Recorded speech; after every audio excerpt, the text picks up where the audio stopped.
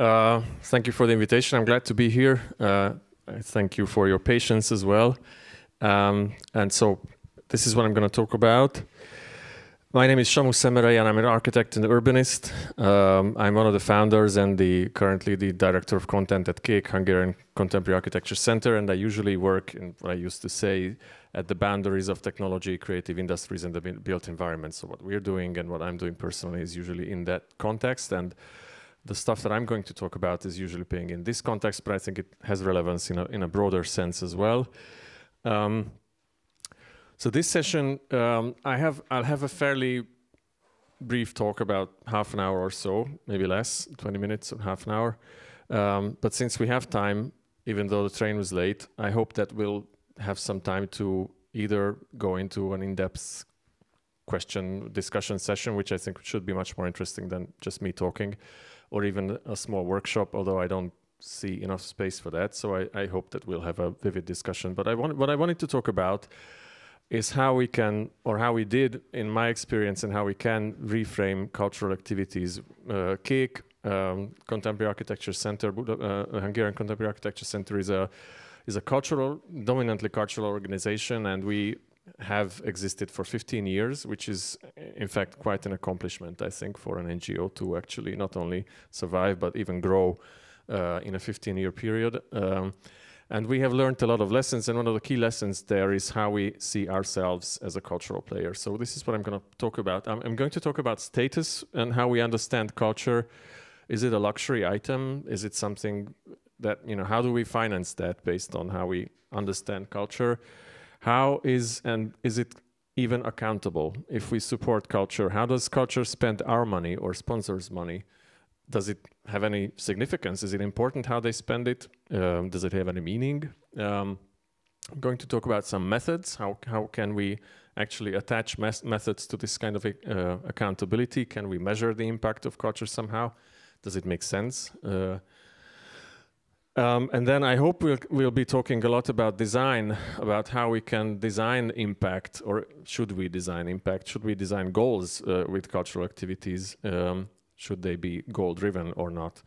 And finally, I'll also talk about place. Of course, this is hopefully not another Creative Cities talk. That's something that's behind us, but it was a big thing in the 90s. So I think we should reflect on how this might or might not differ from what we've learned from that period.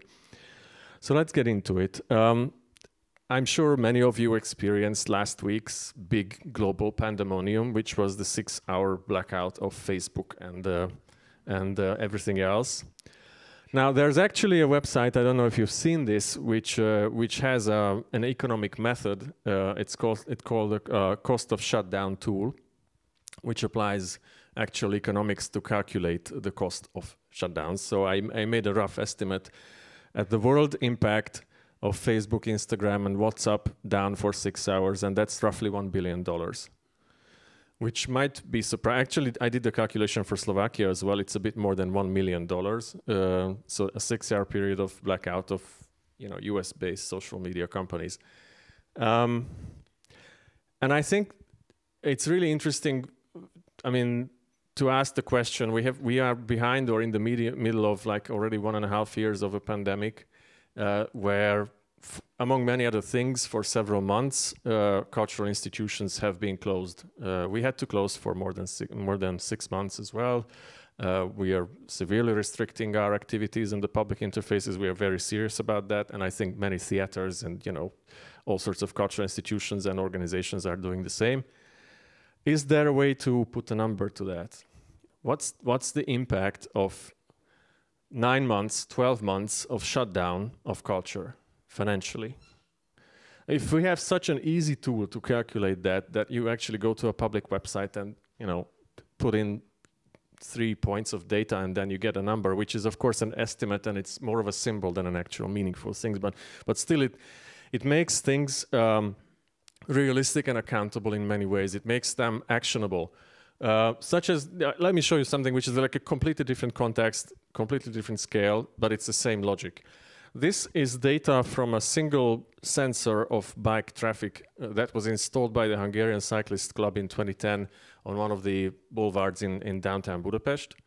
This was the first sensor that was starting to measure the number of bikers that were passing on that boulevard. I mean, as those of you who are from Central Europe, you're probably familiar with the idea of how cyclists are seen in larger cities in Central Europe and still many European cities. However, this, and of course, if you are in an urban planning context, you will also know that the reason for traffic engineers to put so much focus on cars is often driven by the fact that cars are the only traffic type that actually gets counted. So it's as simple as that. If you have a road and they are counting traffic, they're counting the number of cars. So that's the thing that actually becomes tangible. That's what helps you make decisions. Until you get a number of cyclists or pedestrians, you don't have any sort of compatibility, and then you can very easily say that cycling is a hobby, and it's a sport. It's not something that should be put on roads. But so this single sensor that was installed actually showed both the number of traffic or cyclists passing by in a monthly aggregate, but it also shows how this was rising and how it was sort of a self-enforcing circle. Because it became visible, then it became sort of a reinforcement that yes, this is doable, there's more cyclists coming, and it became so impactful that, I mean, not this single sensor, but this process actually led to a very profound shift and transformation of how cyclists are now being seen in Budapest, what sort of infrastructure is being developed for them, and how they're basically becoming a part of mobility in general. So, we have a tool to calculate social media shutdowns, we have a tool to calculate traffic. Do we have a tool to calculate culture? Can we put a number on that? Is it even meaningful? There's a lot of criticism which says that culture should not be recontextualized in a neoliberal economy. There's a lot of criticism going towards the accountability of such institutions, because the moment you're sort of transforming cultural activities into something of a business, then it sort of becomes compromised, either for aesthetics or mission or any other way. But still, I mean, I think it's a valid question to ask, can we measure that? Is there a way to do that? And what sense does it even make? How do we start? And then normally if you ask the question, then that, you look at the budget, what's your income for an opera house? You're selling tickets, you're selling tickets, you're probably selling some merchandise. Then you have sponsorship, and then you have state finance. And I think this is the sort of typical general template for any sort of cultural activity, whether you're an NGO or whether you're an opera house. You have some kind of state or assumed state or local city-backed financing, and this is what many cultural NGOs are actually sort of fighting for. That's the sort of European way that culture should be supported by the state. Of course, all institutions are competing for sponsorship. And then on the other hand, there isn't really any meaningful way to make sense of this. What's the basis upon which you're deciding whether the money is well spent or not? Is it efficiency? What's the metrics for culture to be efficient? Is it the number of people visiting that performance? Is it the critiques? I mean, you might have thousands of people showing up, but a performance might still be crap, or it might be the other way around. What's the actual measure for that? Is there like a product value you can put on it? I think this is something that we can debate for a long time, but one of the key things about this is that most of the metrics that are attached to financing culture are pointing inwards. They're looking at how, is it a popular product? Is it a good product? It's all about the end result. And I think there might be a way to look at it differently. And this is where we need to get back to the idea of creative cities, which I'm sure most of you will know. This is a theory and a sort of a framework to understand urban development that became very popular in the late 1980s, and it ran roughly until the 2010 financial crisis. And the key thesis of this theory was that, in fact, the creative economy, which consists of cultural activities and media, and there's several other ways to categorize it, but generally I think the people are sitting here, I assume most of you are in this bucket. So the creative economy is actually what says Richard Florida and several others in late 80s, early 90s, that this is going to be the next driving force of urban development after industries have left cities. This is Bilbao, an industrial city from where industry has left. And then what's remaining is actually, you know, a crisis, and financial crisis, an economic crisis, and a demographic crisis as well. And so creative cities theory says that the knowledge economy, the high added value economy, which is usually coming along with culture, is the savior, and it's a kind of a new force.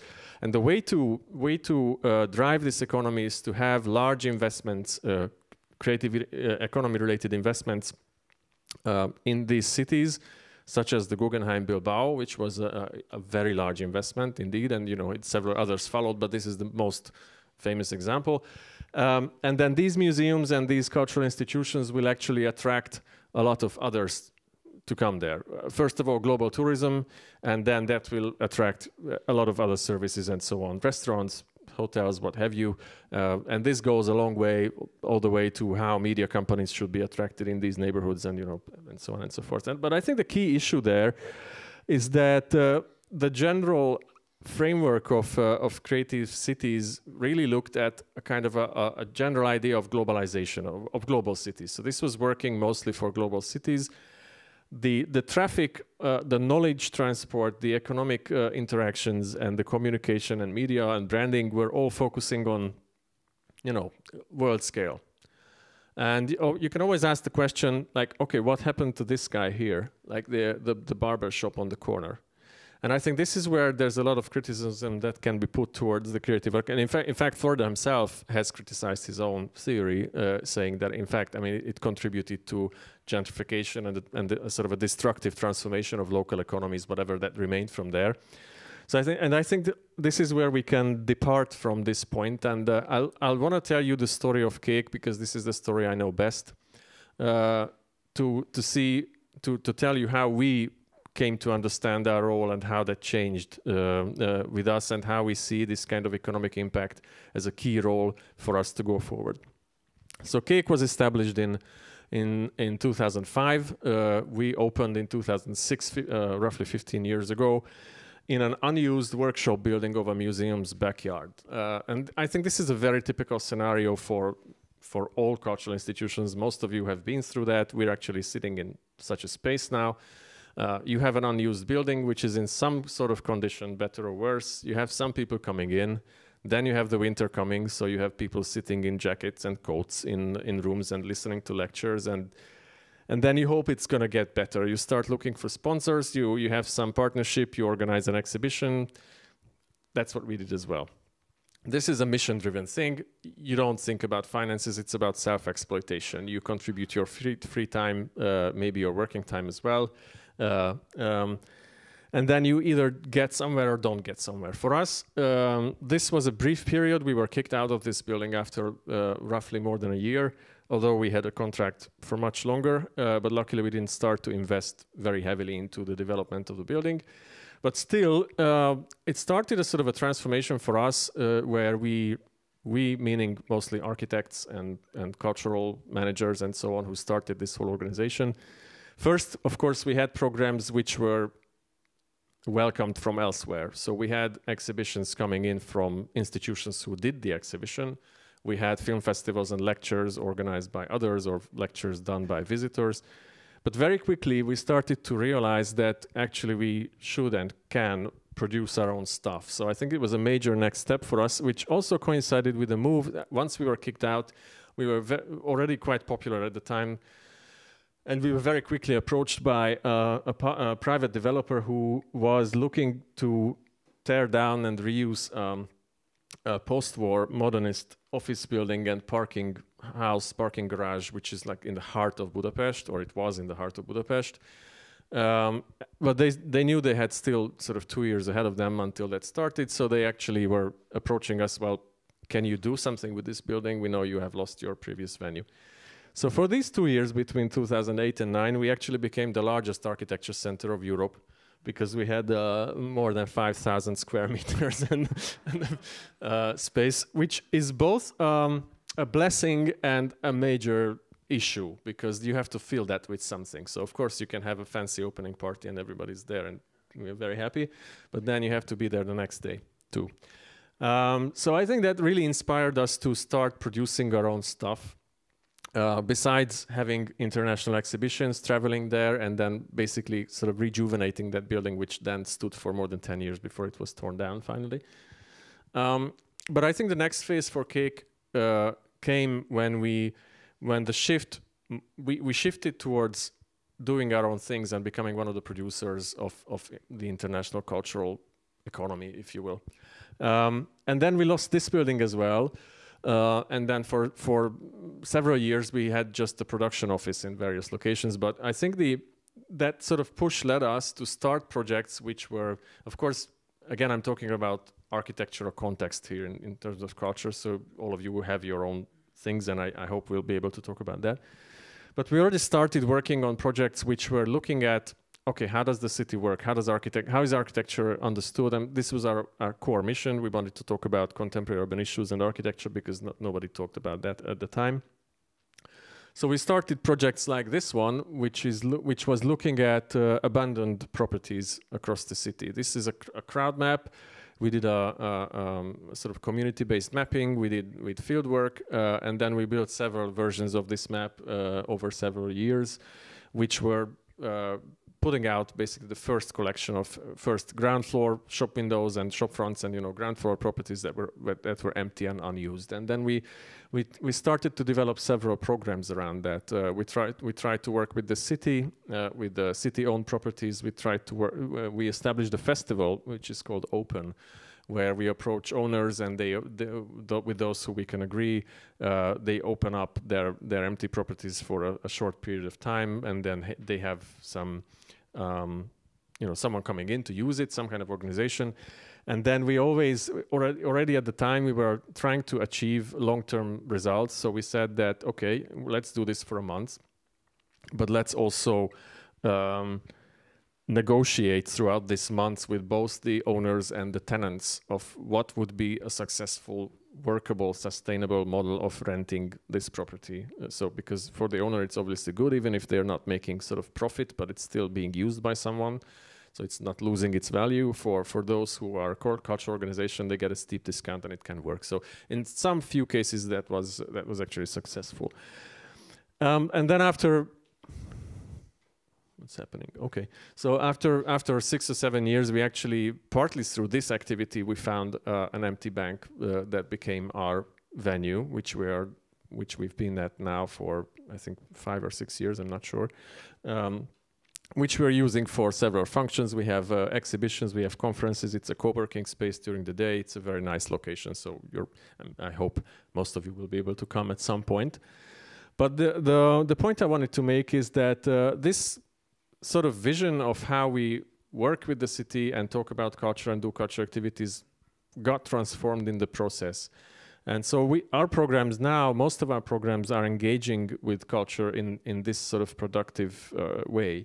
One of the most famous programs Cake has been doing for 11 years now is called Budapest 100. It's an open house weekend, which is basically a celebration of 100-year-old buildings progressing every year, which entered into some difficulty in recent years because of the First World War, and then the crisis after that. But we resolved that with topics. But the key point is that the way this got transformed is that this is actually not organized by us. I mean, we are organizing it, and we have several hundred volunteers and people working with us. But the key thing is that we always approach the owners of these buildings, whether these are houses which have several apartments in them and owners, or these are factories or schools, and they are the ones who come up with the program. And of course, it works now because it has been several years. But that's not only a sort of a nice feature that we have community-based programs. It's actually the goal of this program. And the goal is to not only to have several thousand people come and visit their own city, which is very popular, as it turns out, but also for these people to realize that they have something to do with the city. And then I personally consider the most successful parts or afterlife of this program are those buildings where the owners, after participation, realized that actually they like this building so much that they renovated it in a community effort. So they applied for some money, and then some of these houses actually got renewed after participating in this festival, which I think is absolutely great. And so we've been transforming these programs as well, and I think that's the sort of next phase. So after just first being a sort of net cultural organization, organizing programs, then a cultural organization producing programs and content, and the next phase is realizing that we actually have some kind of knowledge that is probably valuable in both in cultural terms, but maybe in other terms as well. And then we started producing programs where we sort of try to use this knowledge and the stuff that we produce to achieve other results as well. So to sort of to change how the city works, which I think has been the ultimate goal of culture forever, but maybe it's not always so explicit.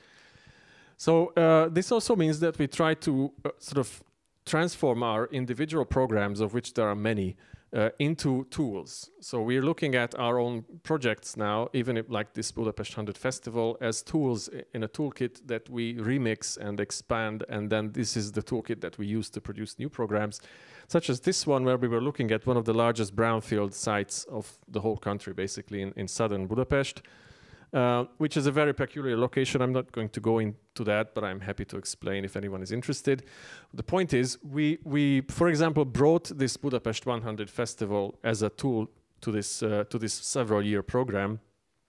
And then we had an open factory weekend, which was not 100, but it was like a weekend of open factories. And there again, the point was that it was the factories who were making the programs. And for them, it was a shockingly new situation, very uncomfortable most of the time, that they actually met people from the street coming to this factory area. And then they realized that actually that site and the stuff they do, which is usually have to do some with metallurgy and, you know, pretty sort of really heavy industry stuff, that this is actually interesting. It's actually attracting people. People like to come there and see that, and they never thought of this and never thought of the area and the place as something which could be interesting. So again, after 4 years, one of the things that we did is collect all the activities and companies in the area.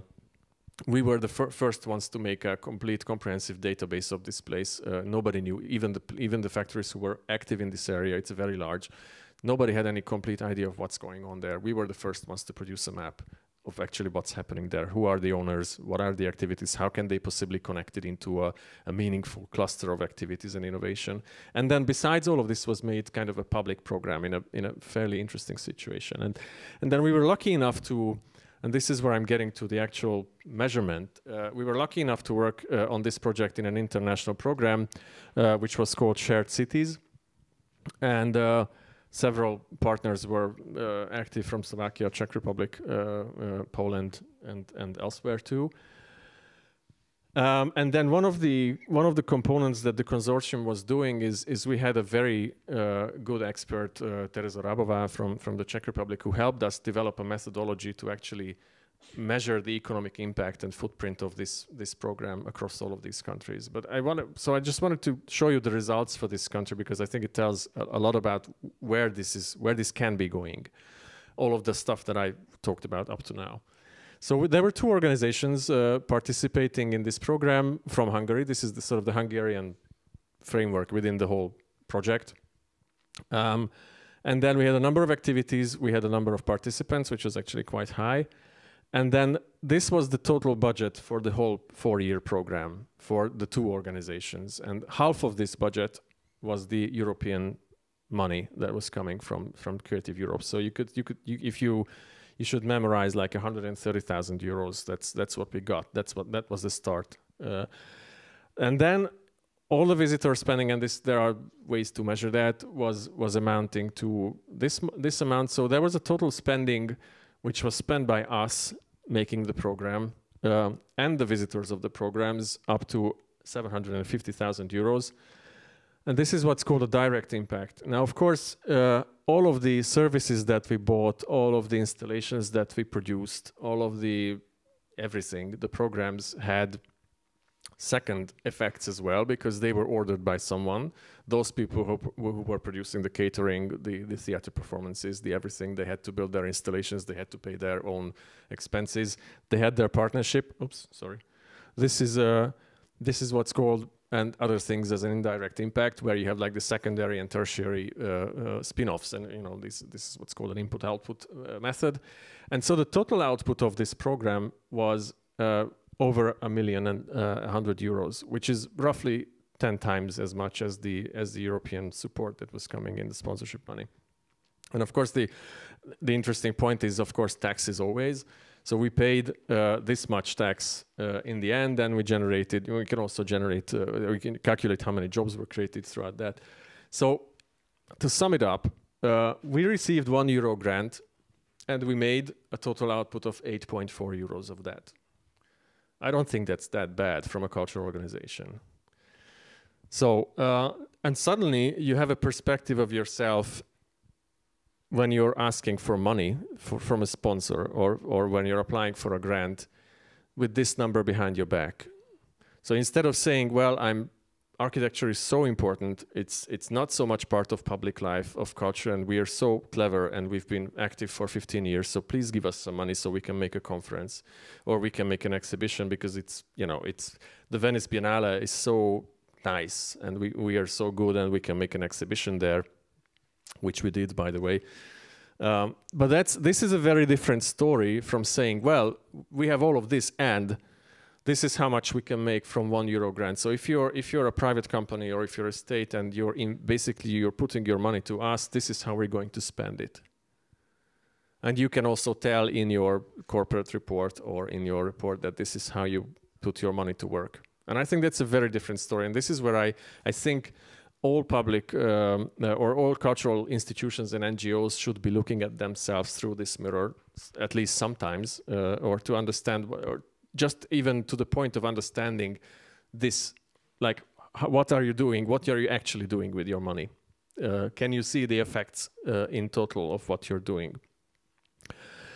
And if you get back to this slide about, how do we measure that and what's the metrics, then I wanted to say, for us in recent years, the most important thing became impact.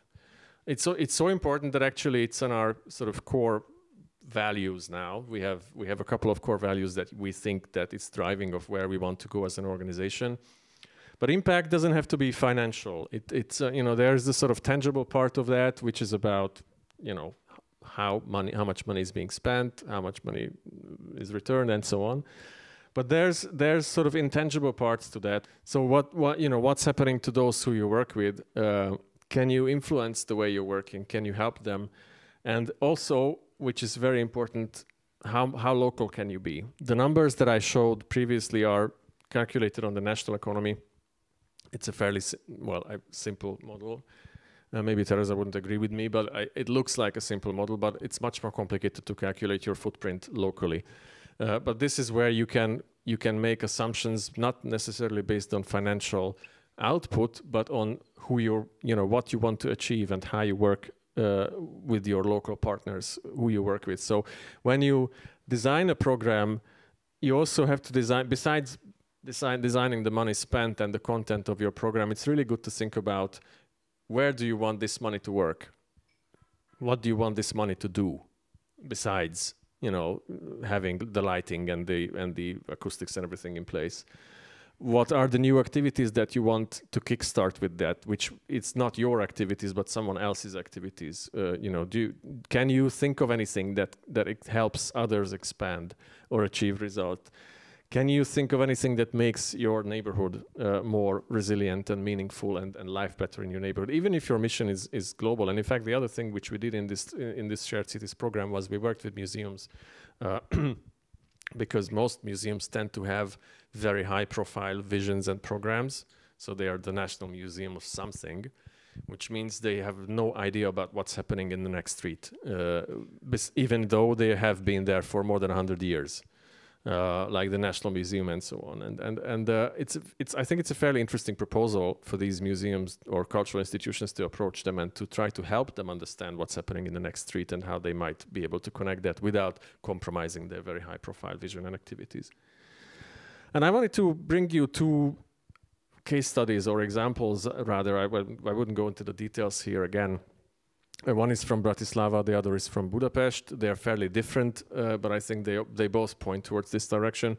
I'm sure most of you know the Stara Triznica and its story as well. For those who don't know, it's an old market hall in Bratislava that had been closed down for several years. It was owned by the city. It was operating at loss. And then a group of entrepreneurs and cultural activists approached the city, and after several rounds of tough negotiations, they managed to get a temporary use for the lease for this building, so they could use it for a short period of time. This is one story, and then they transformed the market. And the other story is the so-called Freedom Bridge or Franz Josef Bridge before the Second World War in Budapest, which had to be closed down for technical maintenance a few years ago. So what happened was that this consortium actually thought more of themselves as what I have shown you with every cultural institution who moves into a cold, unused building. And so they took out bank loans, and they put together a long-term strategy of how this could actually turn into a sustainable investment, and they transformed the market hall very quickly into an event venue.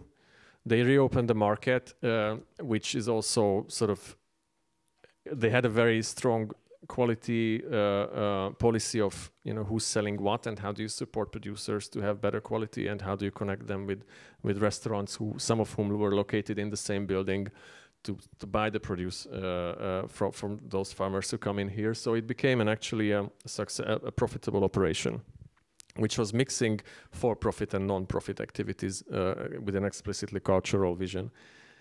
And the the Freedom Bridge in Budapest was basically occupied by the youth of the city within days of its being closed down, because the maintenance wasn't actually happening on the bridge, so it was just closed down from traffic. And for several weeks, the municipality of Budapest was basically fighting against this, in all sorts of ways. But then they realized that, in fact, what's happening is that the best public space is just being created right now in Budapest. And they sort of grudgingly accepted the fact that there is a very popular new venue. This was partly spontaneous, but it was partly the fruits of almost 10 years of work of an organization, an NGO in Budapest that's called the River and the City, Vajó, Város and Folyó, who had been working at several points along the Danube to reconnect the city with its river. And so I think both cases, in very different scales, very different backgrounds, very different financial and other means, achieved a deep impact in how cities work through cultural programming and clever strategic and also tactical thinking and activities. So I think when we're designing forward, and this is what I hope to be able to discuss with you. So I'm very interested in your opinions and experiences and questions. So we usually design, budgeting and programming. I'm sure all of you know that. When you apply for money, when you do your usual daily deals, but do you design for this? Do you have an idea in mind, like what is it that you want to multiply in resources, in means, in human capacity, in actual results, and I'm not talking about fancy things here. I'm talking about very practical stuff. What is it that you want to be transformed? Do you want a house to be, renovated because of a festival that's happening in the house or in the neighborhood? What are the local resources that you can map and hope to enforce or expand?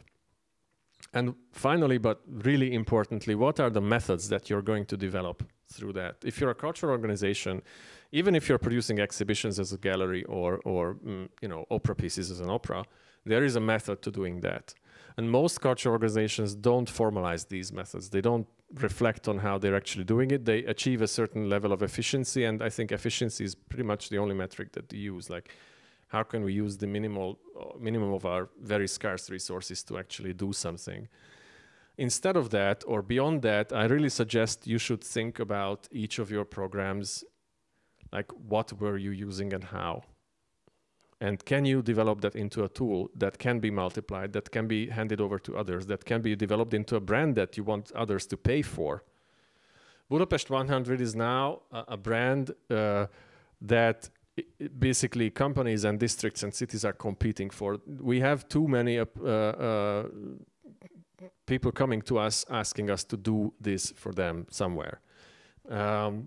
first of all, we don't want to, inflate or sort of, lose the value of the brand. So we don't do too many of these things. But the reason why we can do this is that from the very beginning, the team of Budapest 100 have been very conscious about putting down a method that is actually broken down into days and number of activities and types of activities and tasks that you can just hand over in a leaflet to anyone, and they can do it without your participation. And that means that we can operate with more than 200 volunteers every year, who are, at least half of them are new every year. So there's many who stay on, but many of them are new, and they know from day one what they're going to be doing and why they're doing it and what they're going to achieve with that. So I think the moment you can put down these methods and then you can think of how you can repeat them elsewhere, put them in a factory and it achieves something else. And there are several other things which we're also doing like that. That's going to help you both in terms of financial activities, but especially in terms of impact and how you can plan forward. So this is pretty much what I wanted to say, and I hope we can start a discussion from here. I think there are too many of us in too small a space to have a workshop, but I hope we can get into a discussion on the remaining time. I'm not sure how much time is left, but I think that should be enough to have questions. So thank you for your patience and your attention, and I'm looking forward to your questions again.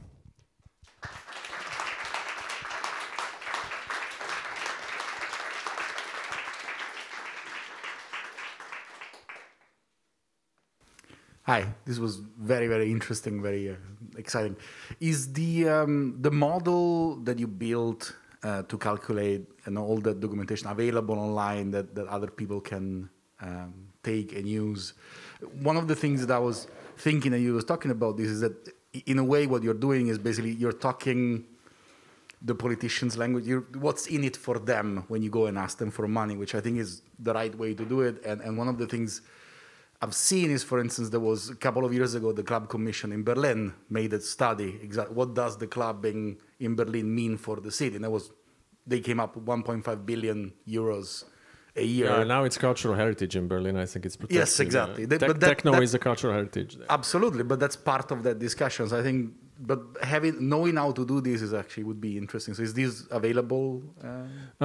Parts of it are available. For those who are in Slovakia or in the Czech Republic, there are open platforms, like web-based platforms, which are done by Teresa Rabová and her colleagues. I think it's called Economic Impact Art.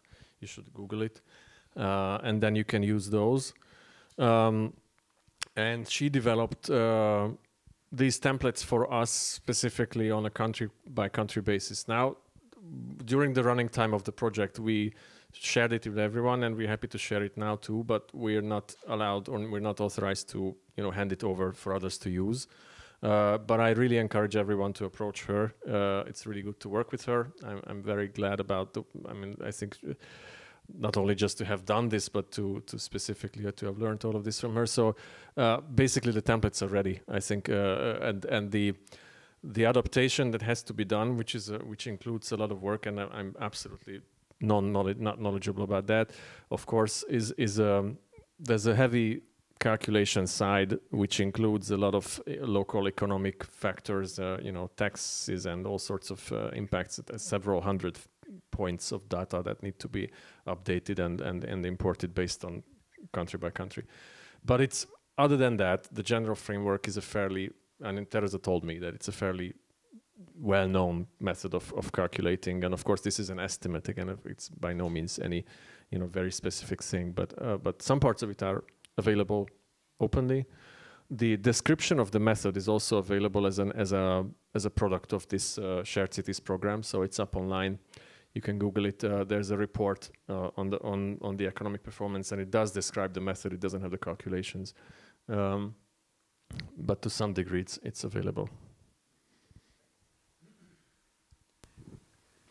I would like to add on what you said. So you're speaking the politician's language, and what are some experiences you have with making like techno-cultural heritage? So how do you make the politicians speak the language of culture? In fact, we don't talk to politicians so much. We do talk to local politicians. So we're mostly working with cities. So that's municipalities. So we talk to mayors, for example. But I think mayors are a different type of politician than a national level politician. And of course, you have to be able to communicate what you're doing. So if, talking politicians' language, we're spending, all of us, you guys here too, we're spending others' money. And we have to be able to tell them what we're doing with it and why they should give it to us. So I think that's, I know all the sort of criticisms going towards that and how we're, culture should be independent, and I could continue with that. But my experience of these 2 decades tells me that I don't think that works. It might work from an academic perspective. It might work from others, some specific role. But what I've experienced is I have to pay the bills, and I really want to pay everyone who is in our team a decent money, even if we cannot compete with, corporates or whatever jobs. But we really want this to be a sustainable operation. We really want this to be a clean operation. We don't want to, give people money in envelopes, as most cultural organizations have to do. And to do that, you have to be, pretty open and forward about, how you want to spend others' money. And this, of course, you can learn the routine of applying for grants, European grants, Visegrad grants, local grants, whatever. We all know the logic and the routine. But I think there's also a trap there, which is quite typical, that organizations apply for grants in order to have the cash flow to support their operations, and then after a while it becomes the key activity. Like you have to raise money to be able to spend money, but you're sort of forgetting asking yourself what you're actually spending it for, and do you expect that to make an actual impact, or do you just want to sort of, there's even an expression in Hungarian for the research grant. Do you just want to research it away? Like, do you have the money, you can sort of put in all the accounting and the reports in the end, and nobody asks you any questions about what you have actually done or achieved. So to be able to talk this kind of politicians talk, if you will, or corporate talk, I think of course it helps you be able to taken seriously. So you have to be able to talk to someone in their own terms. If it's a manager or if it's a CEO, you have to be able to speak their language on their level as much as you can. But it also helps us inward. I think for us, at least for me personally, it was a big journey of, you can call it professionalization, you can call it something else, but to take ourselves seriously, we needed to do this because after having these numbers, we really started to think about ourselves in a different way. Even though we are architects, so we're not, artists or way in the other end of the cultural spectrum. We're really sort of halfway between the economy and cultural activities per se. But to speak this language is also to understand and be able to reflect on your significance. Whether you're doing something well.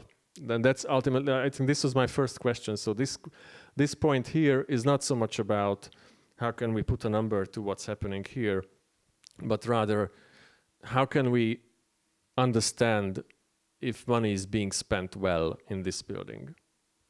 So for us, at least, that's very important, and I hope it will remain important.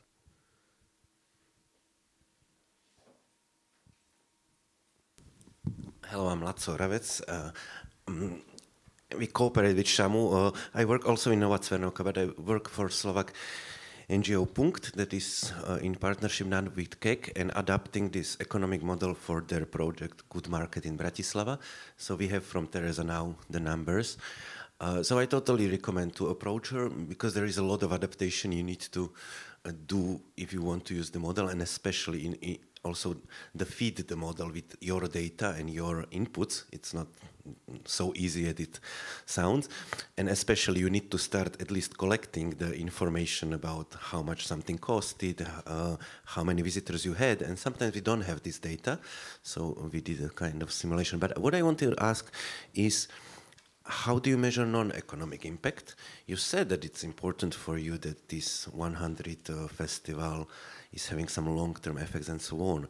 And you can do it somehow, I would say, anecdotally or just to observe what's going on. But do you collect some kind of evidence for seeing the impact of your year-by-year festival, do you have some maybe criteria or some kind of evaluation that you try to see the long-term effect of your activities, not only in economic sense?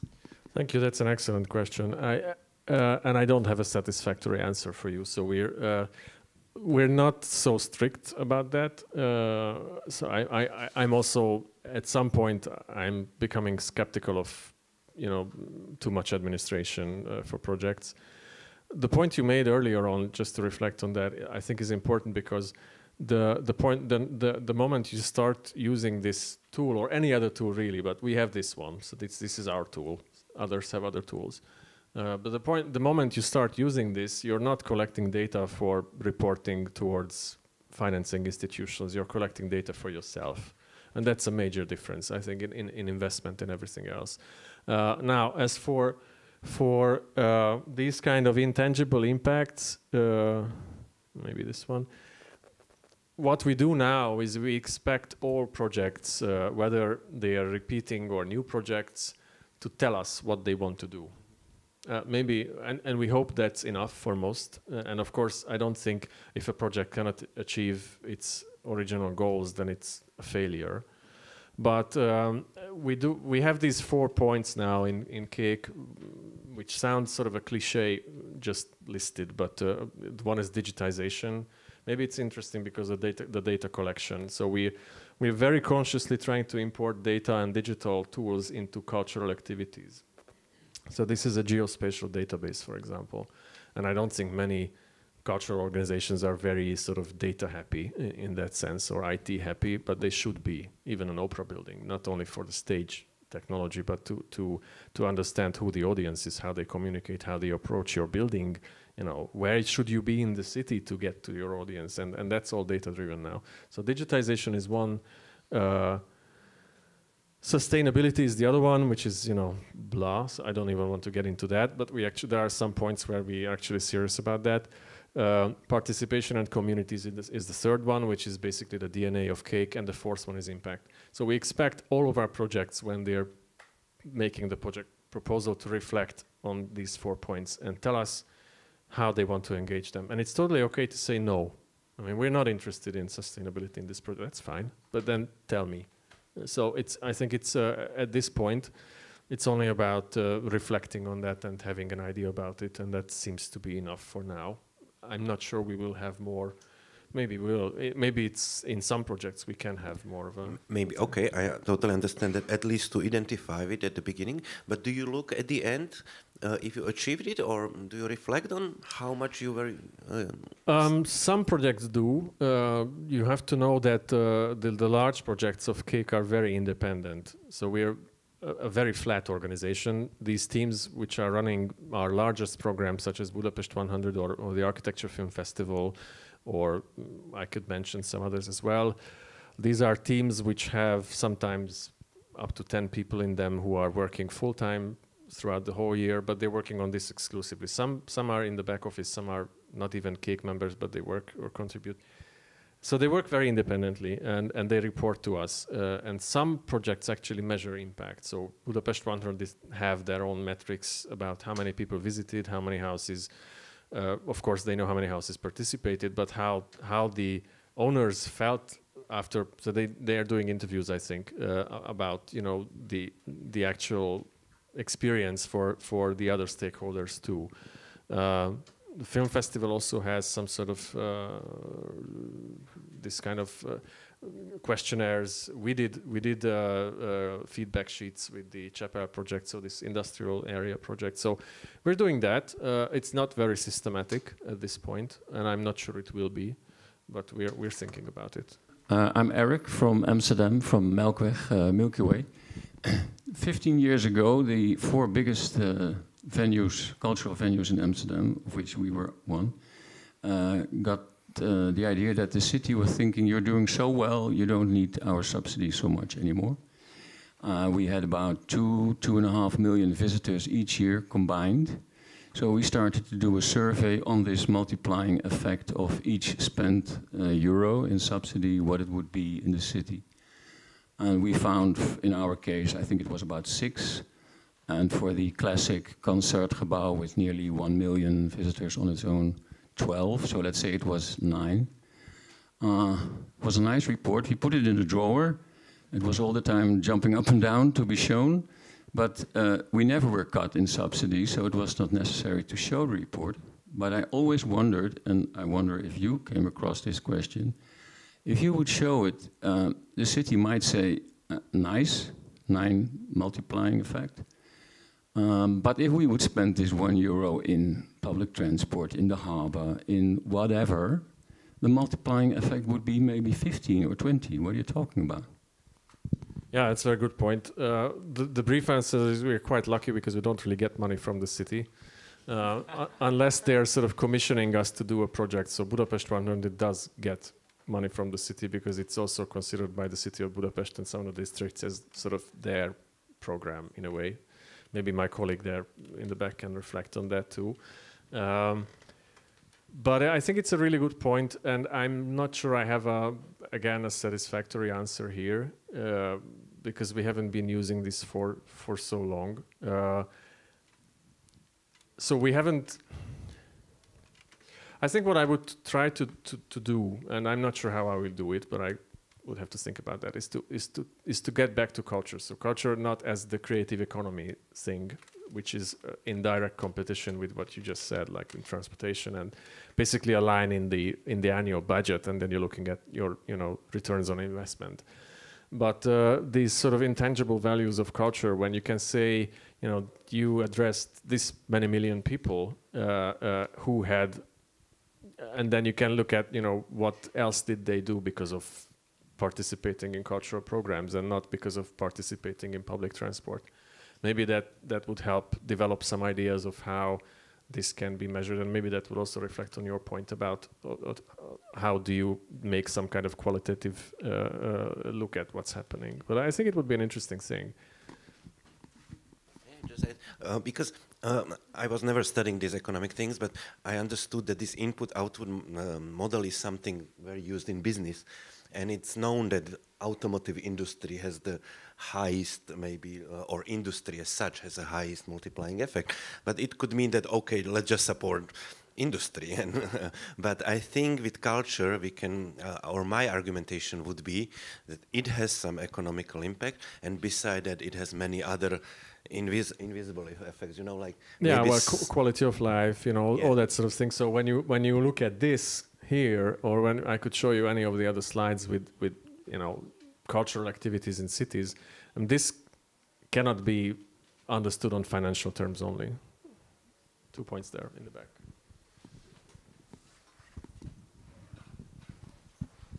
Hello, my name is Martin. I'm from the Coal Bridge in Denmark. To the point, there's also the branding effect for a city.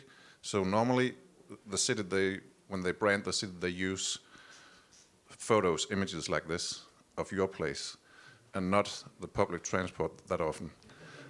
So we need to be aware of the value of that as well.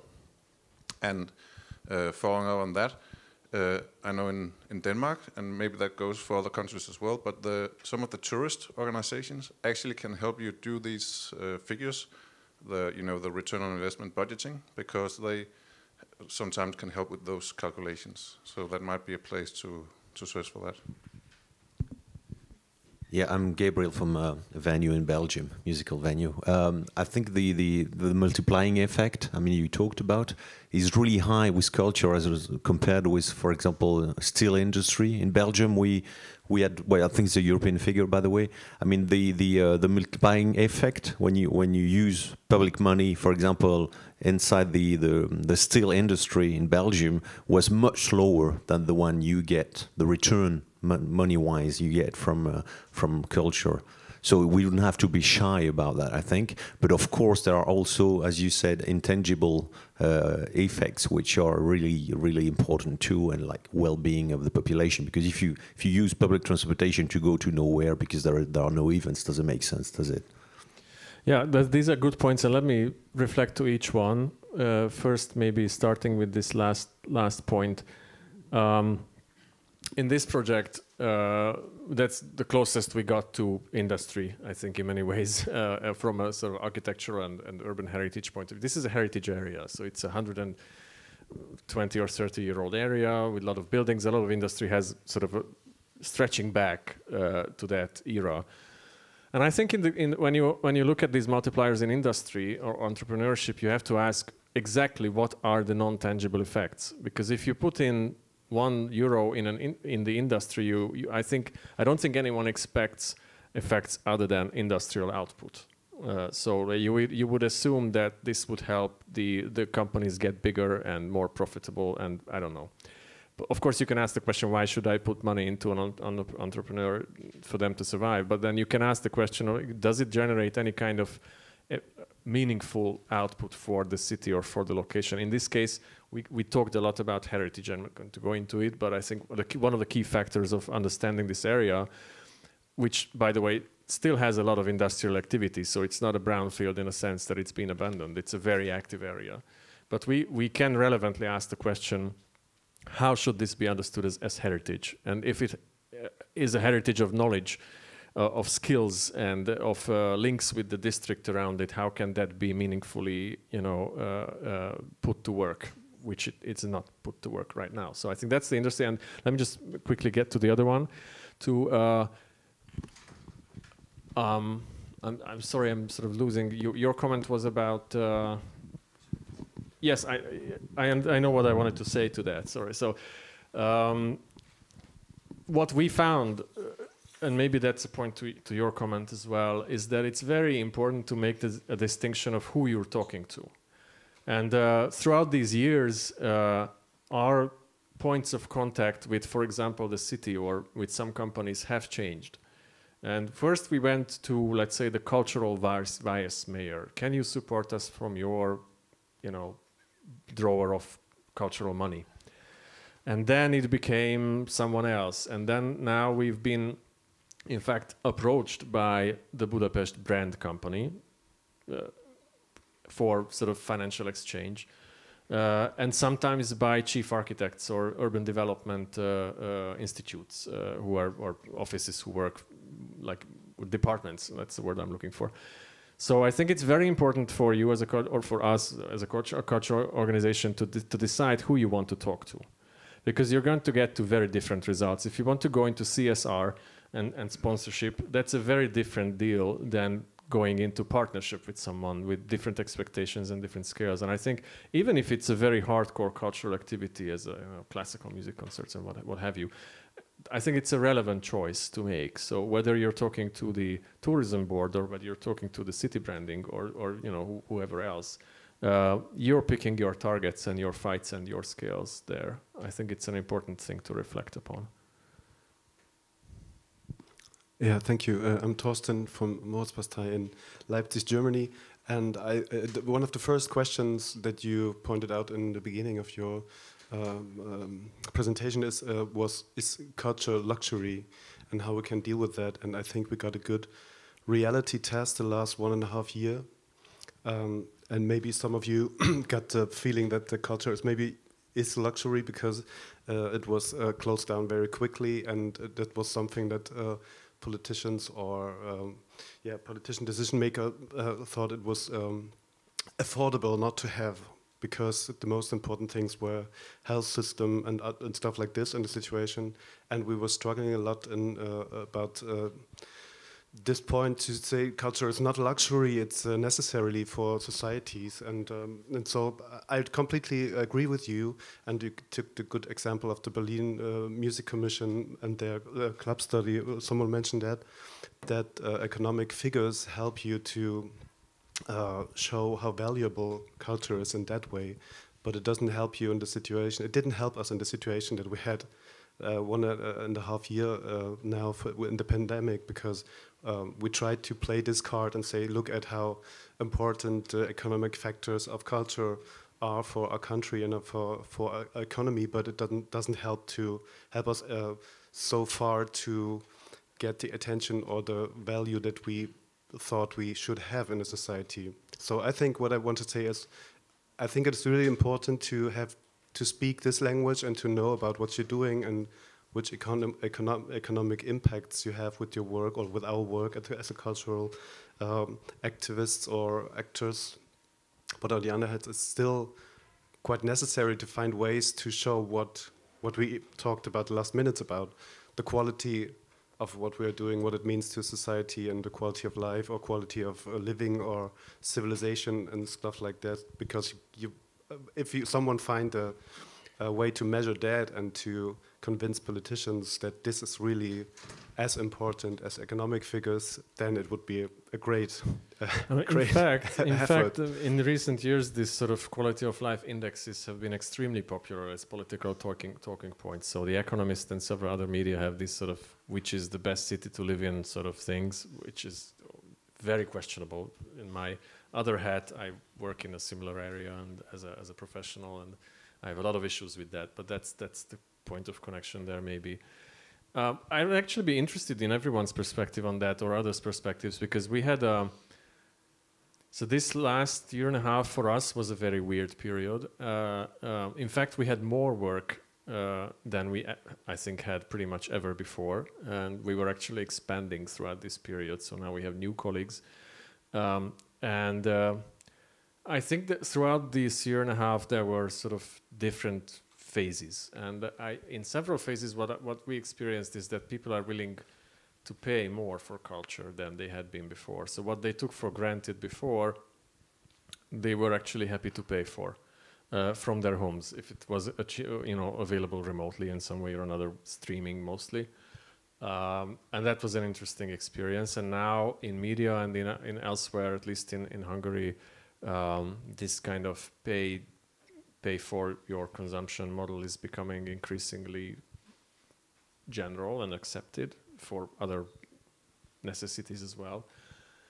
But what we've seen is, and we actually had a project which was which I haven't talked about, and I'm not going to, but you can check it on our website. We made a COVID database of, I think we were the only ones, I don't know about anyone else in Hungary, who collected all the community initiatives and basically any initiative that popped up, especially in the first half year in 2020, when people started to help each other out. They organized on Facebook and they coded platforms for that and blah blah blah.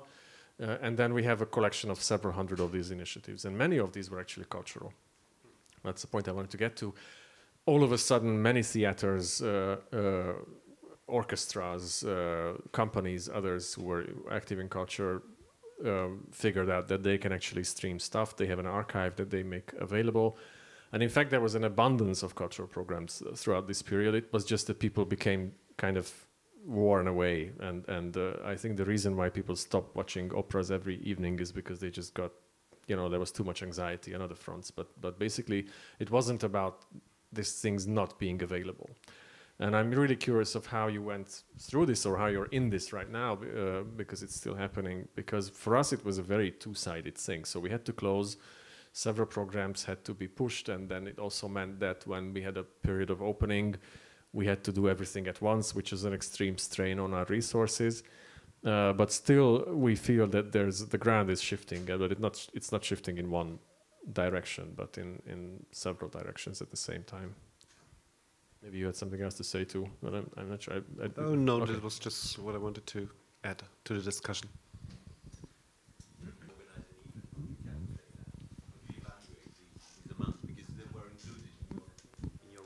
Reflection, right? I mean the accommodations. Yeah, I didn't hear the first part. Can you repeat? Yeah, how would you calculate the indirect impacts of your event in terms of economical impact? Yeah, the engine behind this is a very large spreadsheet, and there are several lines, and one of basically there are two key input points. One is for the events, and the other is for the activities. I mean, it's not rocket science after all, but for the visitor data, we have to differentiate between local, national, and international visitors, and also in periods of visit. And we have to estimate, which is again sort of a ballpark figure, but we have to estimate how important our event was in their visit. Did they come just because of that, or did they just drop by? And then you have to say, like, on a scale of 1 to 5, of what, you know, what a sort of a rough percentage of how much your program was part of their visit. And I don't know, in the case of this, we knew that it had to be almost all of, I mean, directly this reason, because this is a completely unknown part of the city for tourists, so that you don't have people dropping by, you have people coming here directly. So that helps. Sometimes you cannot be so direct about that, but these are the ways. So you differentiate between local, national, international, and you have to say how long, and you have to match a priority to their participation.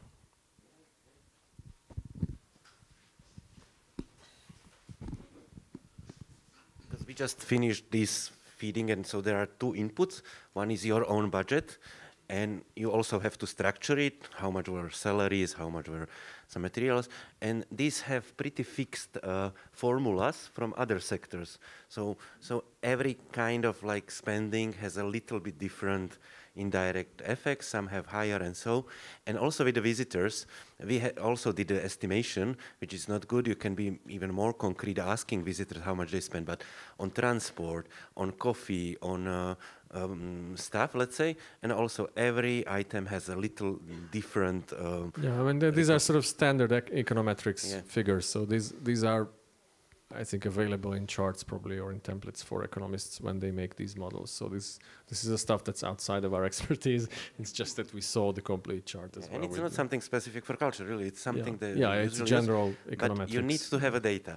So you need maybe to even like estimate the number of visitors. It can be estimation. It can be very like strict method, and you should start asking people maybe how much they spend.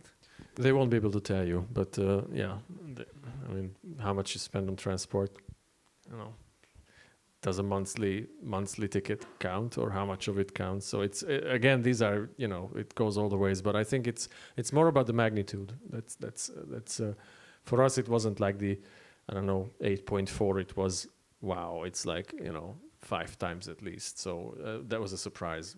Probably if we're more conscious or economically knowledgeable, it wouldn't have been a surprise. But it's good to see anyway. So, I mean. Okay, so I think brilliant questions there. Thank you so much. I hope it was interesting.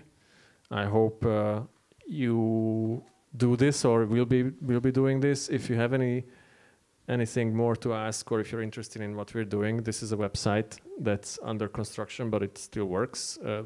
It is also available in English, so get in touch there or here. Thank you so much.